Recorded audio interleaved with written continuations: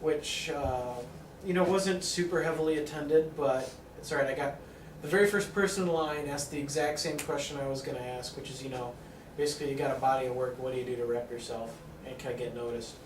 So I just asked, okay, if you're looking for a job in the games industry, what is some of the shit you don't want to do? And, the highlights, obviously don't be a douchebag. You want to be low maintenance. Pitch your idea as succinctly as possible, because they get a ton of emails every day, and I can have time to read your thesis on why you're the best thing since sliced bread. So I got some useful tips out of it that'll help me out. It would have been nice to be a vend at Gearbox with these fellows, but I can't be everywhere at once. Not to mention, Gearbox actually was nice enough to give us free pizza. So we were well fed for the day as well. Gearbox is like... None of you guys went to the expo thing? No. Oh. I went to enforcement with these guys. Well, I went to the X-Play event, and that was cool. They were funny. They had a lot of questions about, the games that they rated, and, there's one, they had quizzes, like a quiz. One of the questions were, what was the only game that they ever gave a 0 out of 5 score to? And it ended up being E.T. I don't know why they rated that from so long ago, but... Richard review. No, it was pretty cool. They had Carmine come out, guy dressed up in the Carmine suit. It was really loud. He was begging for everyone to save his life, basically. Carmine must die. Carmine must die. Save Carmine. Then they had a video of him trying to buy life insurance, and it was a really funny video because they did not want to give him life insurance because of his family's history, and they showed probably like 9 different Carmines dying in different ways. And I guess, I don't know if it's going to be aired on TV, but plot spoiler warning, at the end of him trying to get life insurance and the guy keeps declining him, he finally gets sniped through the window and his head blows up and there's blood everywhere and on the insurance guy, and he makes a call and he's like, I'm going to need a bucket to put all the blood in, basically. So I'm just curious, but even if let's say he got life insurance, who would be the beneficiary? All the Carmines are dead. No, they made it sound like he had just a bunch of family. Yeah, someone's just popping out babies. They said something. I think he's a clone, but That's actually where Silva's off right now. He's actually making another baby, another Carmine baby. Yep.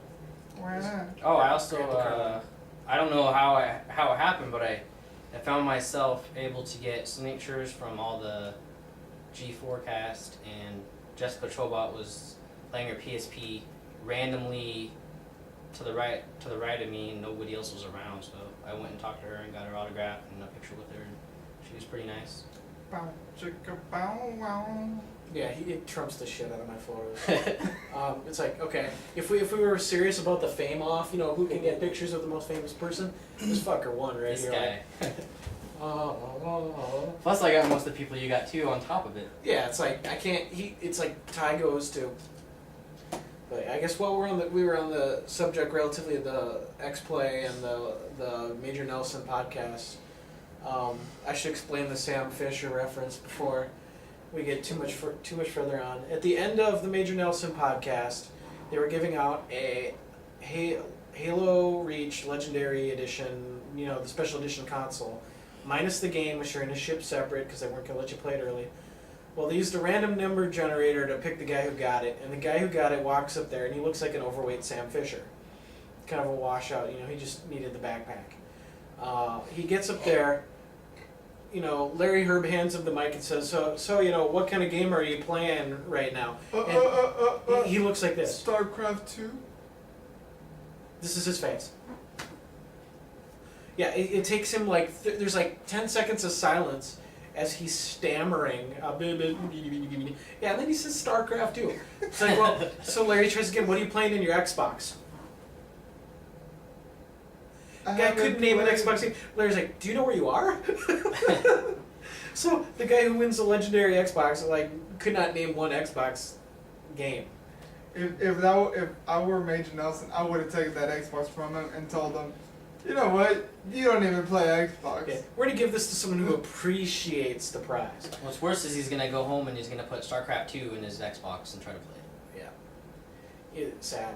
And one part of that podcast you're not gonna hear on the airwaves if you listen to the show. I swear to God, they're gonna cut this guy out. That one fucker who he goes up to the mic and he's like, "Yeah, I got into a fight for you guys last night."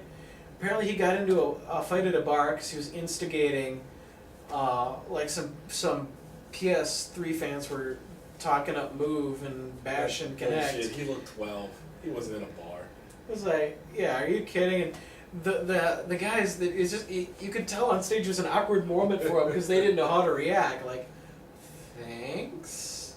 You know, I think they gave him a prize just to get him off the mic, but the guy was weird. Then he's making comments about, you know, who in the audience has had a Microsoft or an Xbox Red Ring. You know, we've all wasted money to buy it like 2 or 3 times, but it's because we love you guys. I'm thinking, you just used wasted and tried to compliment them at the same time. That's like the most awkward, like backhanded, not compliment I've ever heard of. Yeah. It was redonkulous. Don't ever use that word again. That's my word. Redonkulous? Yes. Redonkulous, redonkulous, redonkulous. Sounds better coming from a black guy.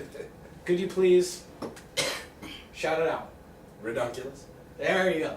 That's fine. Just you don't say it ever again. If not, you know, fake Bishop here will slap you. Yes. It'll be a fake slap though, because if it was a real slap, then I'd have to be the real Bishop, but I'm not, so it'd be fake. You can add that sound effect there, right? You guys just wait until I get a hold of this to upload it and start putting in annotations. Yeah. That is the funnest part. You just wait until you watch this thing again, because while you were talking, yeah. It's gonna be like, you're gonna be making like faces and shit. So that was the morning. We talked about the enforcement panel. I did. Yes. Just said it was fun. Talked about the gaming one. I don't know, something about that panel. I mean, I don't know if it was the way the lighting was, but I was just getting such a damn glare from stuff to his fucking head. The chrome dome. But you guys did spend some time on Sunday on the floor too, playing games, didn't you? Or was it all just kind of a swag on after panels? I played Two Worlds 2. It looks, I don't want to say it looks good, but it looks like they really put a lot of different customization in it. You can pick 3 different gear sets, and you can simultaneously switch them out.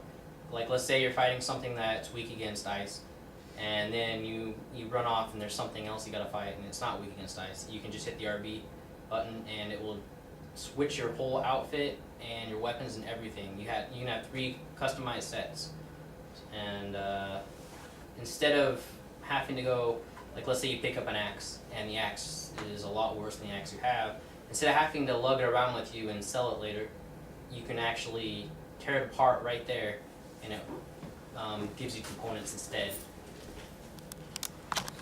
So that was a pretty good game. I mean, the graphics weren't looking that good. They still look like Two Worlds 1, but Was I'm the sure gameplay they'll better polish at that. least? Yeah, gameplay was better. In fact, they made me play it because they have they're gonna give shirts out, but only if you had a stamp. And I was like, oh, so what if I just watched it for a very long time? And they're like, no, you gotta play it. And I'm like, okay. So I played that, and then I played Battle Chess, and I was about to beg the girl just to give me the shirt, because I stood there, and you're watching someone play chess, and it's not an action game, and well, I mean, there's a little action. Extreme chess. It's not an action game, so it's not that fun to watch, and it's worse because you're waiting on them to think about what they're gonna do, and for most of the people I watched, I had already kind of figured out my own